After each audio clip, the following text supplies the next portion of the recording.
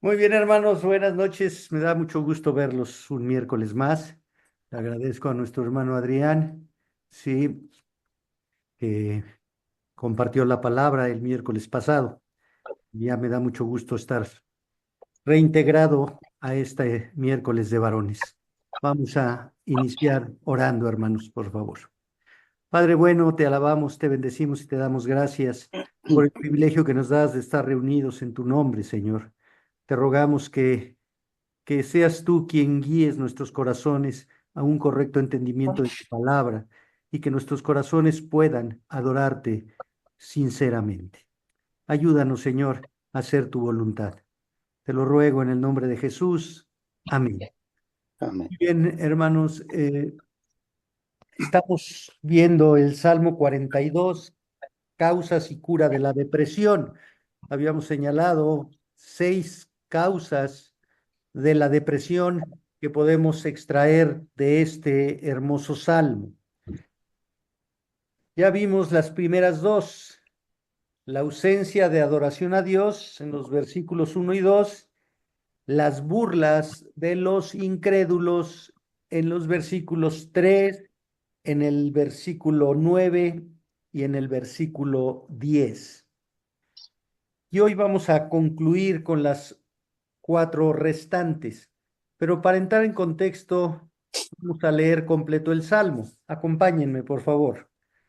Dice la palabra de Dios: como el ciervo brama por las corrientes de las aguas, así clama por ti, oh Dios, el alma mía. Mi alma tiene sed de Dios, del Dios vivo. ¿Cuándo vendré y me presentaré delante de Dios? Fueron mis lágrimas mi pan de día y de noche, mientras me dicen todos los días: ¿dónde está tu Dios? Me acuerdo de estas cosas y derramo mi alma dentro de mí, de cómo yo fui con la multitud y la conduje hasta la casa de Dios, entre voces de alegría y de alabanza del pueblo en fiesta. ¿Por qué te abates, oh alma mía, y te turbas dentro de mí? Espera en Dios, porque aún he de alabarle, salvación mía y Dios mío. Dios mío, mi alma está abatida en mí. Me acordaré por tanto de ti desde la tierra del Jordán y de los Emunitas desde el monte de Mizar. Un abismo llama a otro a la voz de tus cascadas. Todas tus ondas y tus olas han pasado sobre mí, pero de día mandará Jehová su misericordia, y de noche su cántico estará conmigo, y mi oración al Dios de mi vida. Diré a Dios, roca mía, ¿por qué te has olvidado de mí? ¿Por qué andaré yo enlutado por la opresión del enemigo? Como quien hiere mis huesos, mis enemigos me afrentan, diciéndome cada día: ¿dónde está tu Dios? ¿Por qué te abates, oh alma mía? ¿Y por qué te turbas dentro de mí? Espera en Dios, porque aún he de alabarle, salvación mía y Dios mío. Y bueno, hemos reiterado que la depresión puede ser física por alguna alteración a nivel cerebral o alguna cuestión física. Pero aquí se habla de una depresión espiritual. El salmista está deprimido y la tercera causa de la depresión es el recuerdo de días mejores. Dice el versículo 4: me acuerdo de estas cosas. Él está impedido para adorar a Dios y trae a su memoria el recuerdo de cuando lo podía hacer. Me acuerdo de estas cosas y derramo mi alma dentro de mí. Un comentarista señala que esta expresión significa: mi alma se derrite de pena dentro de mí. Mi alma está derretida, no tiene consistencia, no tiene fuerza, se está diluyendo. ¿Y de qué se acordaba el salmista? Y esos recuerdos le provocaban ese estado de depresión. Y él recordaba, dice el Salmo, de cómo yo fui con la multitud y la conduje hasta la casa de Dios, entre voces de alegría y de alabanza del pueblo en fiesta. El salmista está recordando su experiencia de adoración y comunión con el pueblo de Dios. Tales recuerdos aumentaban su nostalgia de los buenos días en los que solía ir con la multitud. Él encabezaba la procesión para la adoración en el templo de Dios, con gritos de alegría y acción de gracias. Bueno, el salmista describe tiempos pasados.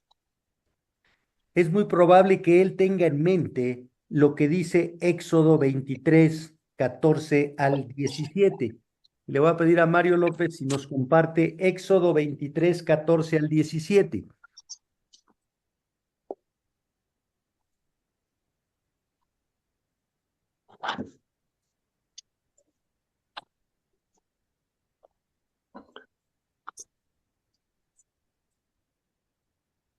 3 veces en el año me celebraréis fiesta. La fiesta de los panes y levadura guardarás. 7 días comerás los panes y levadura, como yo te mandé, en el tiempo del mes de Abib, porque en él saliste de Egipto, y ninguno se presentará delante de mí con las manos vacías. También la fiesta de la siega, los primeros frutos de tus labores que hubieses sembrado en el campo, y la fiesta de la cosecha a la salida del año, cuando hayas recogido los frutos de tus labores del campo. Gracias, Mario. Realmente es difícil para nosotros comprender el júbilo, la alegría de un judío de ir a adorar a Dios en estas fiestas, en estas ceremonias festivas que establecía Dios en su ley. Hoy en la iglesia no tenemos esas festividades, ni creo que tengamos el ánimo tan alto como el salmista lo refiere aquí cuando vamos a la iglesia. C.S. Lewis señala la hermosa belleza del Señor en un libro que escribió llamando Reflexiones sobre los Salmos, y él establece lo que identifica como el apetito de Dios y argumenta que el judío tenía la alegre espontaneidad de un deseo natural, incluso físico, de ir a adorar a Dios. Se alegran y se regocijan. Tienen canciones, tienen pandereta, tienen un arpa alegre, tienen laúd y se unen para cantar alegremente a Dios. La mera música no es suficiente. Que todos, incluso los gentiles ignorantes, batan palmas, que los címbalos no solo estén bien afinados, sino que suenen fuerte y que también haya danzas. Fin de la cita. Entonces, hay un júbilo por ir a adorar a Dios. ¿Piensas, tú piensas que los tiempos pasados fueron mejores? ¿Tú consideras que los tiempos pasados socialmente, culturalmente, políticamente y aún espiritualmente eran mejores? ¿Estás deprimido añorando esos tiempos que se fueron? ¿Estás deprimido tal vez porque hoy no vives con la libertad que tenías, con la economía que tenías? ¿O estás deprimido porque tu adoración a Dios, cuando Él te rescató, tal vez era más genuina, tal vez era más sincera, tal vez era más fortalecida y hoy se ha vuelto rutinaria en esa adoración?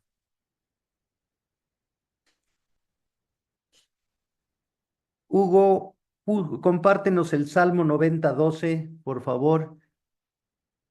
Y Luis Hernández, Filipenses 3, del 12 al 14. Ok, claro que sí. Salmo 90:12.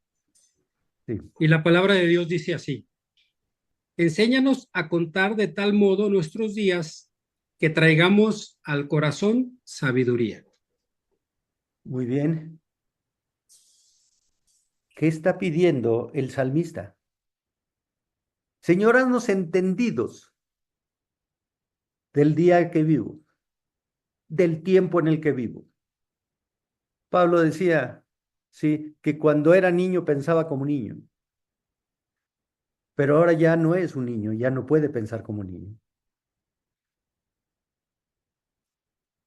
Si añoramos el tiempo pasado es tal vez porque no estamos creciendo espiritualmente en el conocimiento de Dios, porque no hemos madurado en el conocimiento de Dios y porque hoy las demandas de santidad y de obediencia se nos hacen pesadas, porque no clamamos al Señor que nos dé la sabiduría para enfrentar el día a día el mundo en el que vivimos. Filipenses, No que lo haya alcanzado ya, ni que ya sea perfecto, sino que prosigo por ver si logro asistir a aquello para lo cual también fui asido por Cristo Jesús.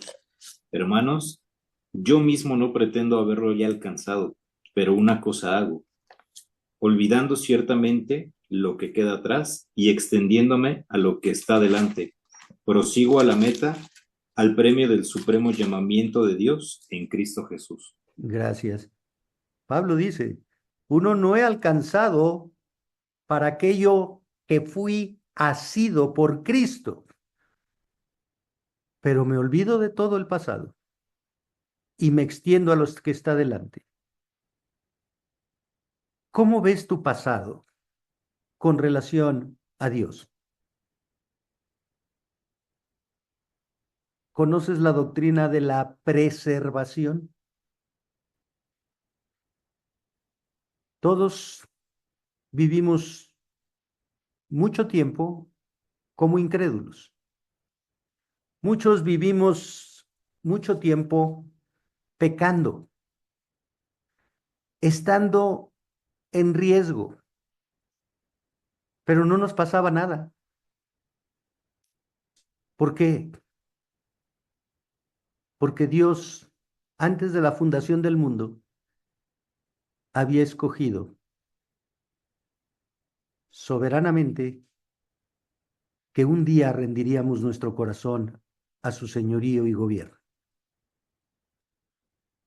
Él preservó nuestras vidas cuando éramos sus enemigos.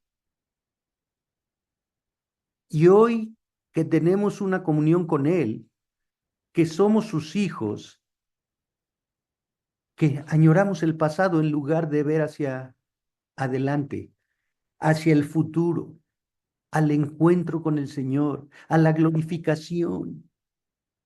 ¿Por qué estar deprimido si lo mejor viene por delante?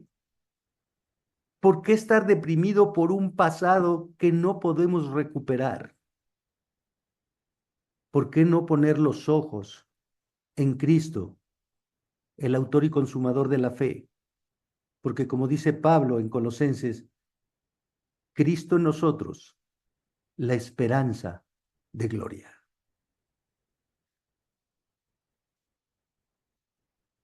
Debemos ver el pasado, no con tristeza, no con depresión, sino con gozo, porque el pasado muestra la fidelidad de Dios para tenernos hoy aquí y capacitarnos para vivir con el anhelo de encontrarnos con Él en la gloria.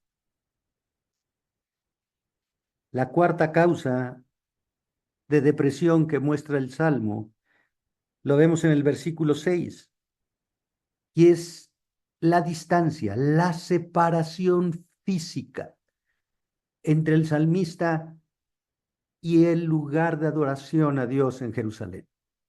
Versículo 6, Dios mío, mi alma está abatida en mí. Esto es, en mi interior mi alma está desesperada, se está derritiendo. El salmista reconoce y cuestiona su desesperación. Sabe que puede depositar con confianza su esperanza en Dios, pero aún así su alma está abatida. Me acordaré por tanto de ti desde la tierra del Jordán y de los hermonitas, desde el monte de Misar. La tierra del Jordán y las alturas del Hermón significan la gran distancia entre el salmista y la presencia de Dios en el templo de Jerusalén. No, no está claro si estos lugares se refieren literalmente a la ubicación del salmista o si deben de tomarse en sentido figurado. La distancia. ¿Qué tan lejos estamos de Dios? ¿Qué tan lejos estamos del encuentro con Dios? Alejandro Roa, ¿nos compartes el Salmo 145:18, por favor?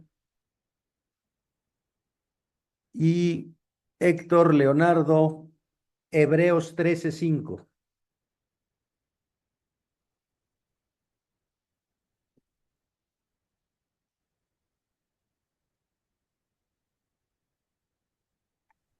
Ciento cuarenta y cinco 18.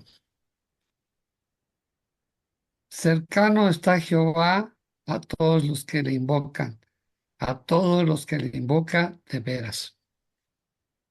¿Dónde está Jehová?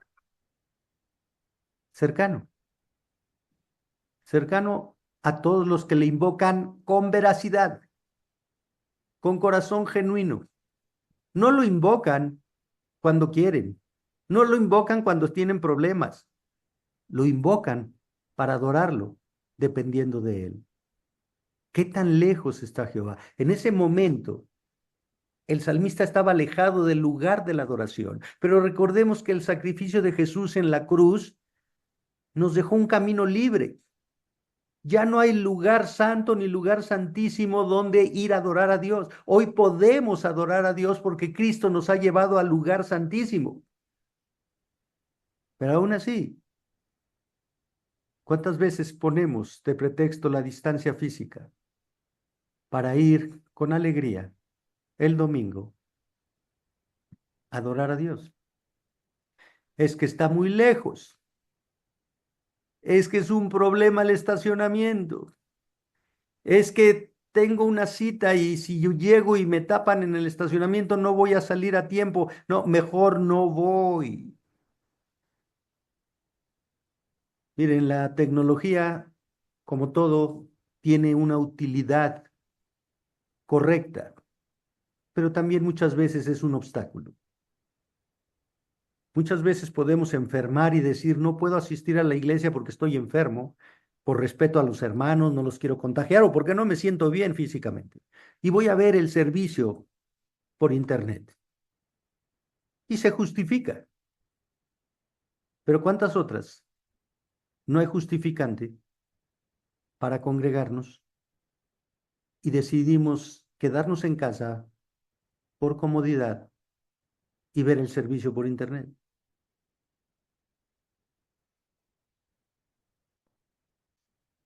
¿Qué es lo correcto? ¿Qué dice la Escritura? ¿Cómo debemos actuar? Aquí la distancia le causaba congoja al alma del salmista.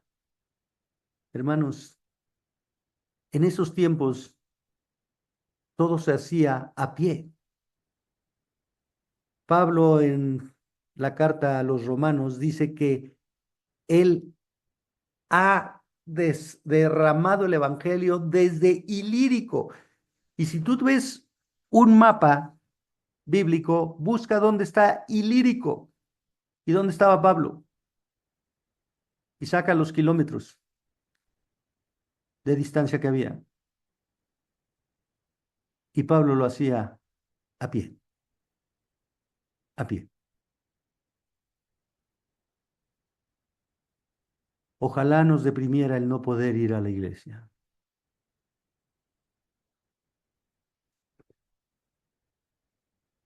La quinta causa, versículos 7 y 8, el juicio de Dios. Versículo 7, un abismo llama a otro a la voz de tus cascadas. Aquí el salmista nos ha dado imágenes de agua, como el ciervo brama por las aguas, versículo 1. El ciervo tiene una necesidad, tiene una sed, pero no encuentra agua para satisfacer la sed y por eso brama. Y el versículo 3 dice que el alimento del salmista han sido sus lágrimas, agua. Y aquí hay otra referencia a una imagen del agua. Un abismo llama a otro a la voz de tus cascadas. La palabra hebrea para abismo es tohom. Habla del gran abismo aterrador en Génesis 1:2. Héctor Moreno, ¿nos compartes Génesis 1:2, por favor? En lo que le pido, Sí, claro que sí. gracias, le pido a Daniel Vilchis que busque Génesis 7:11.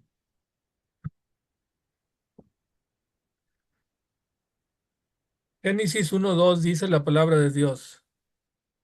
Y la tierra estaba desordenada y vacía, y las tinieblas estaban sobre la faz del abismo, y el Espíritu de Dios se movía sobre la faz de las aguas. La faz del abismo, esta es la palabra que se usa aquí, un abismo. Era algo aterrador. El abismo implica lugar de sufrimiento, de dolor. Por eso, en Apocalipsis, en el nuevo cielo y nueva tierra se establece que no va a haber mar, porque el mar tiene una connotación del abismo. Es la entrada al Seol, algo que implica oscuridad, tinieblas, sufrimiento, falta de luz. Eso es lo que está sintiendo el salmista. Un abismo llama a otro. Sugiere un llamado para ahogar al salmista en las aguas del juicio. El rugido de las cascadas es una alusión a las ventanas de los cielos que se abrieron en los días de Noé. Génesis 7:11, por favor.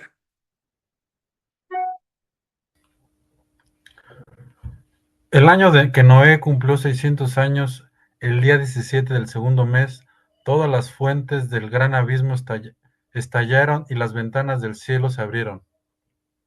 Gracias. Y sabemos la connotación por la cual Dios mandó el diluvio, porque la maldad del hombre se había multiplicado y era permanente. Entonces se abrieron las ventanas del gran abismo y vino el juicio sobre la humanidad. Y solo Noé, su esposa, sus 3 hijos y sus 3 nueras, junto con los animales, entraron al arca y evitaron el juicio de Dios. El salmista está refiriendo al juicio de Dios. La causa de la depresión es el juicio de Dios. Y este llamado de las aguas del abismo a otro abismo, dice un comentarista, sí, bueno, no es un comentarista, es más bien Juan Calvino, establece que está, no es Juan Calvino, perdón, es San Agustín, el abismo del pecado está llamando al abismo del infierno. El pecado lleva al infierno. El salmista está reflexionando y se siente deprimido por el juicio de Dios que está en su vida. Miguel Álvarez, compártenos Salmo 29:10 y Felipe Hernández, Salmo 32:6.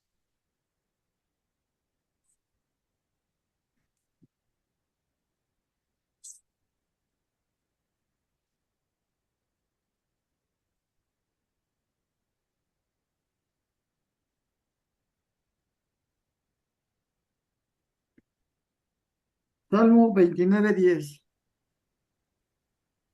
Jehová preside en el diluvio, y se sienta Jehová como rey para siempre. Preside en el diluvio porque Él es el juez justo. El juez justo tiene todas las evidencias en su mano. ¿Podremos decirle al juez justo que tiene todas las evidencias de nuestros pecados en su mano que no lo hicimos? Salmo 32:6. Por esto orará a ti todo santo en el tiempo en que puede ser hallado.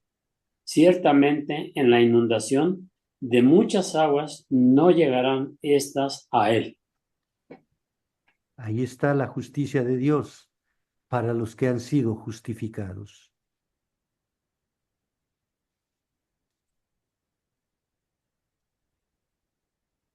¿Cuántas veces hacemos responsable a Dios de nuestra aflicción, de nuestra tristeza y de nuestra depresión?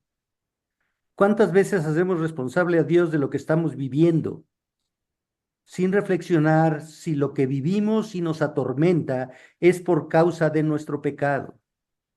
Ese con el que convivimos todos los días, sin el menor recato de la ofensa permanente a la santidad de Dios. Es más, nos cuesta trabajo ya identificarlo. Es tan nuestro, es tan común, es tan cotidiano que ya no lo consideramos pecado.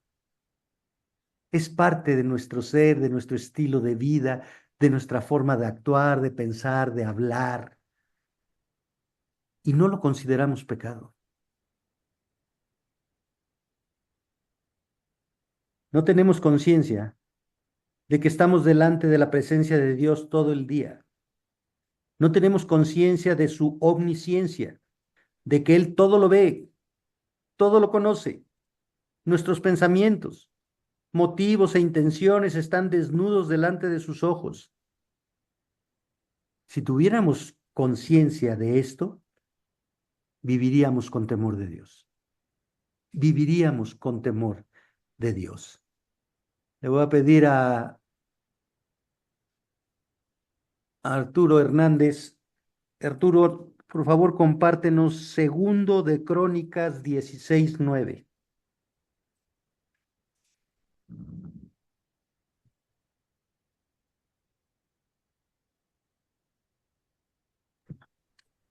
Sí.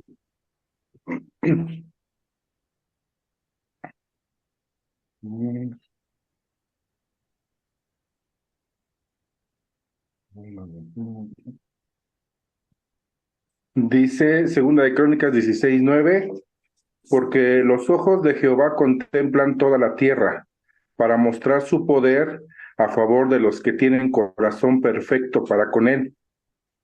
Locamente has hecho en esto, porque de aquí en adelante habrá más guerra contra ti. ¿Ok? Dios contempla toda la tierra. Dios conoce nuestros corazones. Si nuestros corazones no están de acuerdo a su voluntad, vamos a estar enemistados con Dios. Va a haber guerra contra nosotros. Juicio, disciplina. Así se sentía el salmista. Hoy la iglesia tiene información de Dios, pero no temor de Dios. Tenemos un estilo de vida religioso, pero no santo. Y sin santidad no veremos a Dios. Por mucho conocimiento bíblico que tengamos o ministerio que ejerzamos en la congregación. Temor de Dios. Temor a su justicia perfecta. Es lo que nos hace falta, hermano. Versículo 8. Pero de día mandará Jehová su misericordia y de noche su cántico estará conmigo y mi oración al Dios de mi vida. El salmista sabe que aún dentro del juicio de Dios hay una esperanza. Dios. El salmista confía en la misericordia de Dios y por ello, en medio de su profunda aflicción, ora a Dios como su única, suficiente y firme esperanza. En medio del juicio, ora a Dios. Y en el versículo 9 y 10 encontramos la última causa de la depresión que nos muestra el salmista. La burla de los enemigos, la afrenta de los enemigos. El versículo 9 inicia con la manifestación de la oración del salmista. Diré a Dios, roca mía, tú eres mi roca. ¿Por qué te has olvidado de mí? ¿Por qué andaré yo enlutado por la opresión del enemigo? En medio de las aguas del juicio se aferra a Dios y le dice mi roca. Y la pregunta ¿por qué? Contiene esperanza tanto en aquel a quien se dirige como en que existe una razón para el sufrimiento, pero también una esperanza de que un día sabrá, conocerá el propósito del sufrimiento. El salmista siente como cualquiera bajo el juicio de Dios que Dios lo ha olvidado, que Dios ha dejado de actuar en él. Y lo que tenemos que entender es que el pecado rompe la comunión con Dios.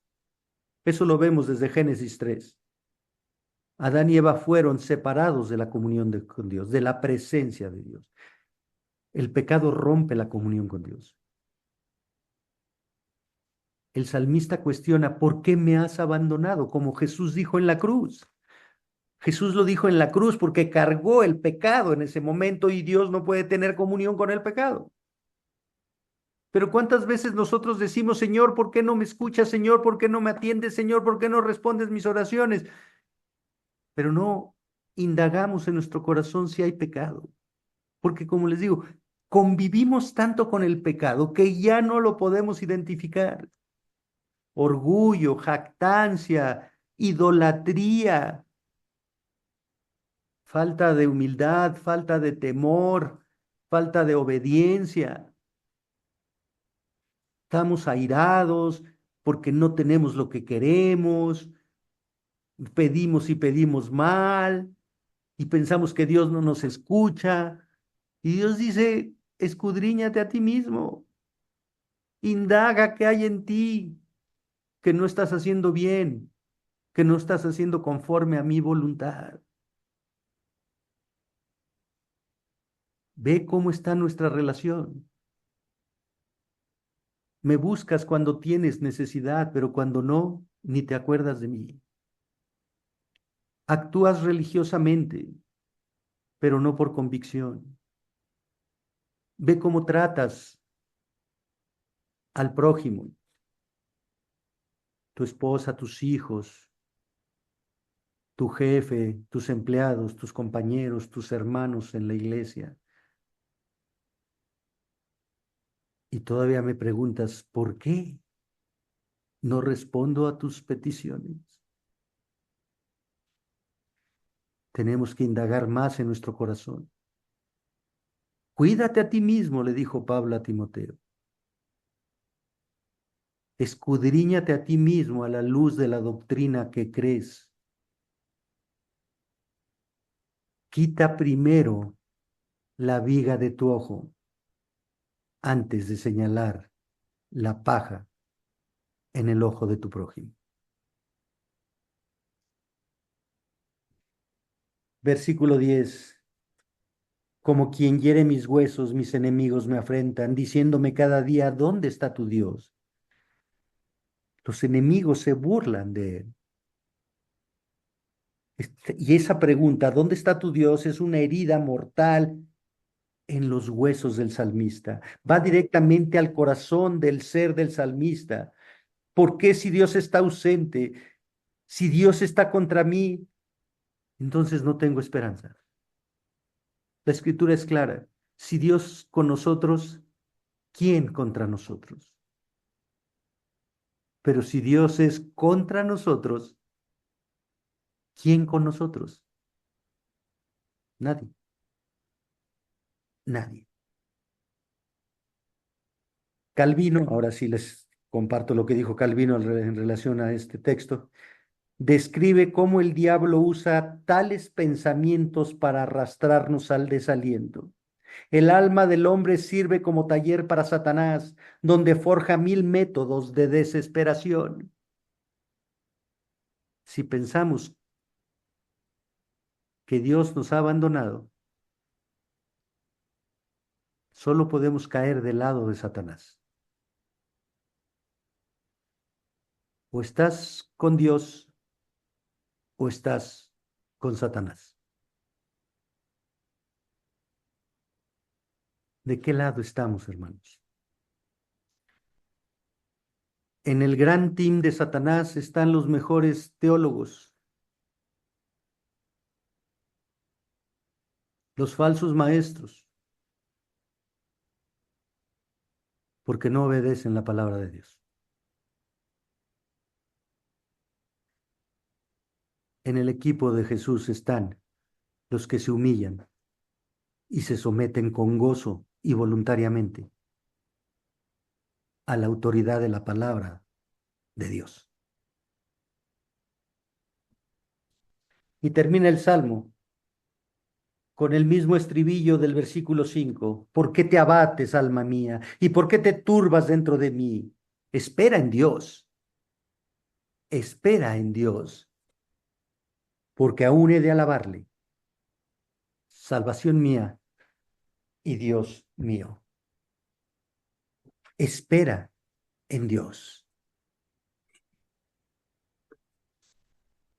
Estas son algunas causas que nos expresa el salmista. Pero cada uno de nosotros puede tener una o muchas más causas. ¿Qué abate tu alma? Hemos visto 6 causas de la depresión. El doctor Martin Lloyd-Jones señala como algunas causas el temperamento. Algunas personas simplemente son más propensas a la depresión que otras. Claro, unas pueden enfrentar ciertas dificultades de una mejor manera que otras.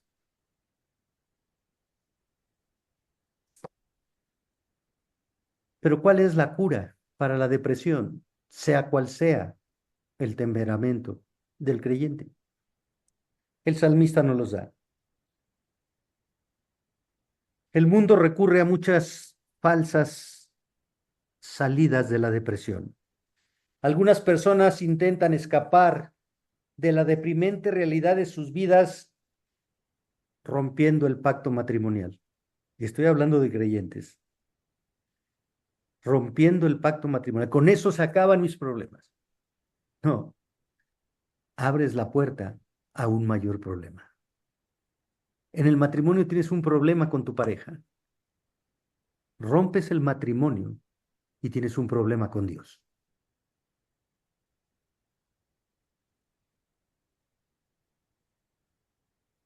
Otros buscan actividades, el trabajo excesivo, el estar ocupado, el ejercicio, las vacaciones, las compras, la comida. Otros toman pastillas, tratan de quitar los efectos de la depresión dopándose, pero no quitan la causa. Y cada vez van a necesitar una mayor dosis de pastillas para mantenerse en un estado de paz aparente. Pero la causa persiste. El Salmo nos dice cuál es la cura para la depresión. En primer lugar, es entender que un creyente puede deprimirse, sí, pero no es vencido por la depresión. Un creyente no se deja vencer por la depresión, por la autocompasión. Un creyente lucha contra ella. Se recuerda a sí mismo lo que realmente sabe de la palabra de Dios. Se confronta a sí mismo. ¿Qué estoy haciendo con la fe que tengo puesta en Cristo? Un creyente deprimido no se deja vencer por la depresión porque no se deja dominar por las emociones. El creyente debe decirle a su alma: ¿por qué estás abatida, alma mía? Confía en Dios, confía en Dios, no te quejes, ríndete a Dios, clama a Dios, obedece a Dios. No se trata de sentir ganas, se trata de disciplinar nuestro cuerpo, matar nuestro yo para obedecer al yo soy divino. Cuando logramos vencer lo que sentimos con la convicción de lo que sabemos, saldremos de la depresión. Porque Dios tiene promesas de libertad, no de esclavitud. Pero mientras nos dejemos gobernar por lo que sentimos y no por lo que sabemos, seguiremos añadiendo eslabones a la cadena de la depresión. En segundo lugar, el creyente se reta a sí mismo a hacer lo que debe hacer. Se desafía a que su yo espiritual gobierne su yo carnal, su carne. Se desafía y se esfuerza. Pablo decía que golpeaba su cuerpo para no ser descalificado, y eso no significaba que iba a perder la salvación, significaba que iba a quedar descalificado de poder compartir el evangelio, de cumplir con su ministerio. Pero tenía que golpear su cuerpo, poner en disciplina su cuerpo para poder hacer lo que Dios le había mandado hacer. Y Pablo dijo: ay de mí si no comparto el evangelio, porque me es impuesta necesidad. Para eso me salvó Dios, para eso me llamó el Señor, para llevar el evangelio a los gentiles. Ay de mí si no lo hago. Y Pablo sufrió golpes, maltratos, naufragios y hasta la cárcel. Pero nunca se deprimió. Filipenses, estando en la cárcel, lo escribe y es la epístola del gozo. Regocijaos en el Señor. Y otra vez digo, regocijaos. Y estaba en la cárcel.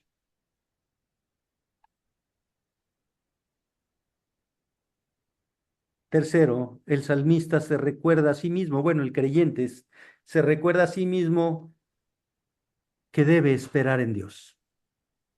Las cosas no van a cambiar porque estemos tristes, enojados o deprimidos. Las cosas no van a cambiar, pero debemos esperar en Dios, porque Él tal vez no cambie las circunstancias, pero la esperanza no avergüenza, y esa esperanza cambia el corazón. Esa esperanza afirma la fe. Esa esperanza fortalece al creyente, porque el creyente tiene los ojos puestos en Dios, no en las circunstancias, no en las circunstancias. Dios no ha cambiado. Es el mismo que salvó al creyente. Es el mismo que extendió su misericordia cuando era su enemigo. Es el mismo que lo bañó de gracia cuando era su enemigo. Y porque Dios no ha cambiado, es el mismo que puede cambiar nuestros corazones deprimidos con su gracia, con su amor, con su misericordia. Pero Él quiere usar estas circunstancias para que lo busquemos, para que dependamos de Él, para que lo honremos.